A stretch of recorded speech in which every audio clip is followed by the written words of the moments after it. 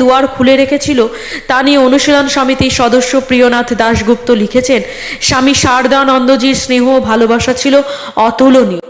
তার কৃপা না হলে ওই সময় আমাদের মতো বিপ্লববাদী দলের সঙ্গে সংশ্লিষ্ট যুবকদের শ্রী শ্রী ঠাকুরের আশ্রয়ে আসা সম্ভব হতো না। তবে এর পিছনেও যে সারদা দেবী ছিলেন তা পরিষ্কার ব্রহ্মচারী অক্ষয় চৈতন্যের লেখায়। তিনি লিখেছেন, আসলে মাই বিপ্লবীদের আশ্রয় দিয়েছিলেন, এজন্যই শরৎ মহারাজ ওদের আশ্রয় দেন, মূলে কিন্তু মা। এসবের জন্য রীতিমতো রাজরসে পড়তে হয়েছিল রামকৃষ্ণ মিশনকে। সঙ্গজননী রূপে সারদা দেবীর পরিচালনা ক্ষমতার গুণে এই গুরুতর সমস্যাকে হেলায় জয় করেছিল মিশন।